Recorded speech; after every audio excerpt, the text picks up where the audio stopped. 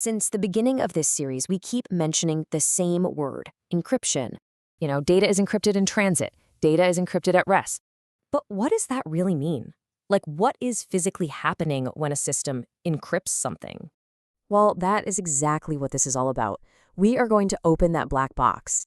And what you're going to find is that modern cryptography does way more than just hide stuff. It guarantees that nobody has tampered with your data. It proves you're talking to who you think you're talking to. And get this, some of the most important tools we're about to see aren't even encryption at all. All right, so let's start with what I call the 3 secret promises of cryptography. Now, if you ask most people what encryption is for, they'll say to keep things secret. And yeah, they're right, but that's only a third of the story. Modern cryptography actually gives us 3 totally distinct guarantees. First, there's confidentiality. This is the padlock. It's the one everyone knows. It makes sure only the right people can read the information. Simple enough. Second is integrity. Think of this like an old-fashioned wax seal on a letter. It guarantees the message hasn't been modified. If someone changes just one single character, that seal is broken. And third, there's authenticity. This is the signature. It proves that the data came from the person who claims to have sent it, so you know you're not talking to an imposter. Confidentiality, integrity, and authenticity. These 3 promises are the absolute bedrock of secure communication. So how do we actually achieve all this? Well, the most natural place to start is with a shared secret. This is called symmetric encryption. The idea here is super simple. The exact same key is used to both lock and unlock the data. Imagine you and your friend have identical keys to a little lockbox. You can put a secret message in the box, lock it up, and send it over. The only person on Earth who can open it is your friend because they have that matching key. This method is really fast and efficient, so it's perfect for encrypting huge amounts of data, like your entire hard drive. Let's look at one of the oldest, simplest examples just to see how it works, the Caesar cipher. Here, the shared key is just a number, let's say 3. To encrypt the word hello, we just shift every letter forward 3 spots in the alphabet. H becomes K, E becomes H, and so on. Hello turns into this nonsense word KHOOR. To decrypt it, your friend just uses the key, 3, to shift everything back. The only thing you both have to protect is the number 3. But this leads us to the huge, glaring weakness of this whole approach. How do you get that key to your friend securely in the first place? If you just send it in an email and a spy intercepts it, well, game over. Your entire secret system is broken, and everything is readable.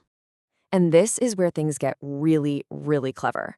To solve that key-sharing problem, we invented a totally different method, asymmetric encryption.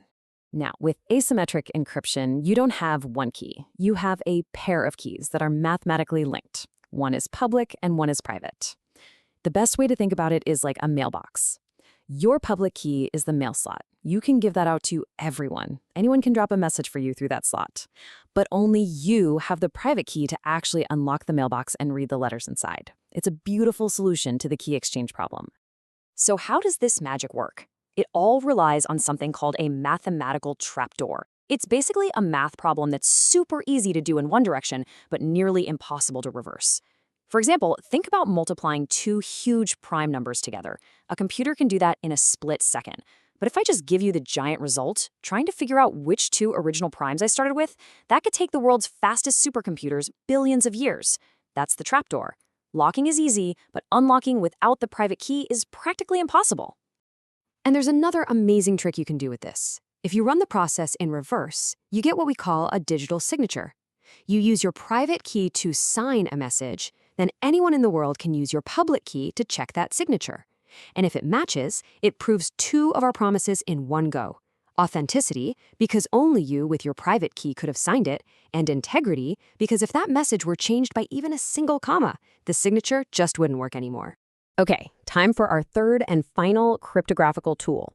Now this one is often mistaken for encryption, but it's fundamentally different. It's called hashing, and I really want you to remember this. Hashing is not encryption. Here's the difference. Encryption is a two-way street. You lock something with the intention of unlocking it later. Its main goal is confidentiality. Hashing, on the other hand, is a one-way, dead-end street. It's irreversible. You feed data into a hashing algorithm and it spits out a unique, fixed-length string of text, the hash.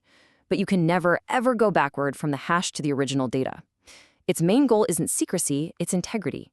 It's like a digital fingerprint for your data. Okay, let's look at a ridiculously simple example. Let's say we have a hash function where A is 1, B is 2, and so on, and we just add the numbers up. For the input audit, we get 1 plus 21 plus 4 plus 9 plus 20. The hash is 55. Now, if you change even one letter, the hash will be completely different. But, and this is the whole point, if I just hand you the number 55, there's absolutely no way for you to know that my original word was audit. It's a one-way trip. So why does this one-way street matter so much? One word: passwords. When you create an account on any properly run website, they do not store your password. They can't. What they store is the hash of your password. Then, when you log in, they take the password you just typed, hash it, and see if it matches the hash they have on file. If it does, you're in. This means even if a hacker steals their entire user database, they don't get your password. They just get a bunch of useless, irreversible hashes. So now we have our three fundamental building blocks: symmetric encryption, asymmetric encryption, and hashing. But in the real world, these aren't just abstract ideas. They're actual, specific, named algorithms that put all this math into practice.